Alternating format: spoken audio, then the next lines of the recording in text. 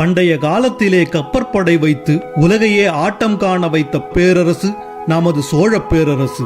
உலகின் சிறப்பு வாய்ந்த இந்த 1000 வருட அற்புதமான கப்பற்படை பற்றிய சில அற்புதமான தகவல்கள் இதோ உங்களுக்காக. சோழர்கள் பயன்படுத்திய கப்பலானது போர்க்கருவிகளை கொண்டு செல்வதற்கு ஏதுவாக வடிவமைக்கப்பட்டிருந்தது. அந்த கப்பற்படையில் நிறைய குழுக்கள் இருந்தன. அனைத்து குழுவிற்கும் தலைவராக அரசர் இருந்தார். இதில் கணம் என்பதுதான் தலைமை பிரிவாக செயல்பட்டது. இந்த குழுவில் நிறைய போர் வீரர்கள் இருந்தனர். இதை நிர்வகித்தவர் கணாதிபதி என்றழைக்கப்பட்டார். அடுத்த குழுவின் பெயர் கண்ணி. இதை நிர்வகித்தவர் களபதி என்றழைக்கப்பட்டார். கண்ணி என்பது தமிழில் பொறி என்று கூட பொருள்படும். இந்த குழுவின் செயலானது எலியை பொறியில் சிக்க வைப்பது போல எதிரிகளை ஒரு இடத்தில் லாவகமாக வரவழைத்து பின் அங்கு கூடியிருக்கும் தங்கள் நாட்டு பெரும்படையிடம் சிக்க வைப்பதுதான். அத்துடன் இவர்கள் பணி முடிந்துவிடும். மிச்சத்தை வேறு குழுவில் உள்ளவர்கள் பார்த்துக் கொள்வார்கள். அடுத்த குழுவின் பெயர் ஜாதளம், சுருக்கமாக தளம் என்றழைக்கப்பட்டது. இதை நிர்வகித்தவர் ஜலதளதிபதி என்றழைக்கப்பட்டார். இது ஒரு சிறிய குழுவாக இருந்தாலும் மிக சக்தி வாய்ந்த குழுவாக செயல்பட்டது. அடுத்த குழுவின் பெயர் மண்டலம். இதை நிர்வகித்தவர் மண்டலாதிபதி என்றழைக்கப்பட்டார்.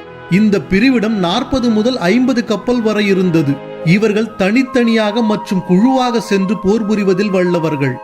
அடுத்த குழுவின் பெயர் கணம்.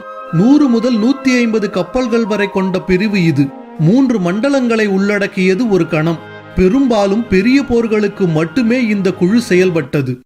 அடுத்த குழுவின் பெயர் அணி. இதை நிர்வகித்தவர் அணிபதி என்றழைக்கப்பட்டார். 3 கணங்களை உள்ளடக்கியதுதான் ஒரு அணி.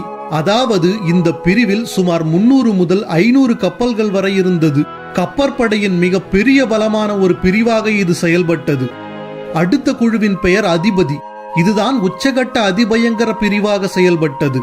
உதாரணத்திற்கு இன்று நவீன ஆயுதங்களை வைத்து போர் புரிவது போன்று அன்றைய காலத்தின் நவீன ஆயுதங்களோடு போர் புரிந்த குழு இது.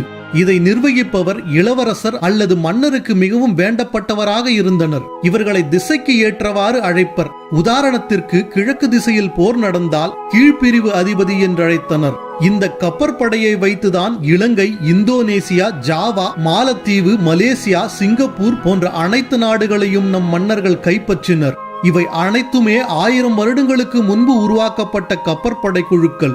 இன்றைக்கு இருக்கும் கப்பல் படையில் கூட இவ்வளவு பிரிவுகள் உள்ளனவா என்பது சந்தேகம்தான்.